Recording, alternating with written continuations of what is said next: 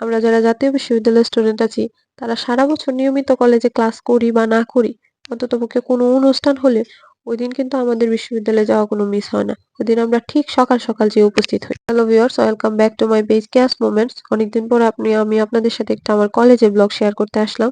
তো 21শে ফেব্রুয়ারি 2-1 দিন আগে হবে আমি রচনা জমা দেওয়ার জন্য কলেজে গিয়েছিলাম। তো রচনা জমা দিয়ে চলে গিয়েছিলাম পাশের কলেজে, ওখানে তারুণ্য মেলা হচ্ছিল। মাঝখানে একটা ক্লাসের গ্যাপ ছিল, তো আমরা ওই গ্যাপেই চলে গিয়েছিলাম তারুণ্য মেলা দেখতে। জাতীয় বিশ্ববিদ্যালয়ের স্টুডেন্টদের ক্লাস মিস হয়ে যাক তাতে কোনো সমস্যা নেই, কিন্তু আশেপাশে কোনো অনুষ্ঠান হচ্ছে বা তাদের নিজেদের বিশ্ববিদ্যালয়ে কোনো অনুষ্ঠান হচ্ছে ওটা তারা মিস করে না। কলেজে উপস্থিত না হলেও তারা ঠিকই গিয়ে ওই অনুষ্ঠানে উপস্থিত হয়।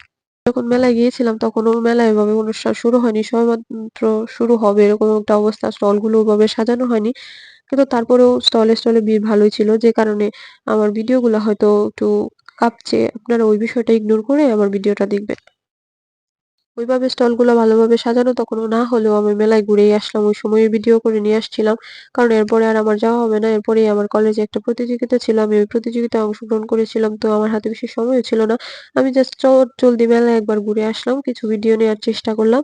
তো ভিডিওগুলোতে সবচেয়ে বেশি ভালো যেটা লাগবে আপনাদের সেটা হলো ওই পলাশ ফুল। এমনিতেও যারা মেলায় গিয়েছিল সবারই ওই পলাশ ফুলের অংশটা খুব ভালো লেগেছে। মানে ২-১ টা স্টলে পলাশ ফুল আমরা দেখেছিলাম।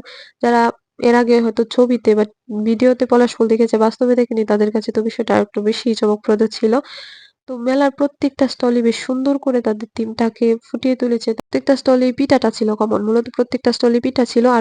আর একটা আনকমন বিষয় ছিল এই বায়োস্কোপ। একটা আপু এই বায়োস্কোপটা নিয়ে দাঁড়িয়ে ছিল। বায়োস্কোপের ভিতরে জুলাই বিপ্লবের বিষয়গুলো দেখা যাচ্ছিল।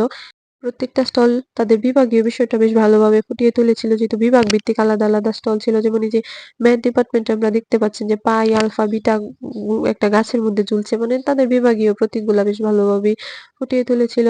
আমি কিছু কিছু স্টলে হস্তশিল্পের কাজ দেখেছি, মাটির কাজ দেখেছি। তবে সমাজবিজ্ঞান বিভাগ আমি যখন ছিলাম মেলাতে তখনও তারা ওইভাবে সাজিয়ে উঠতে পারেনি। অনেকটাই তারা পিছিয়ে ছিল।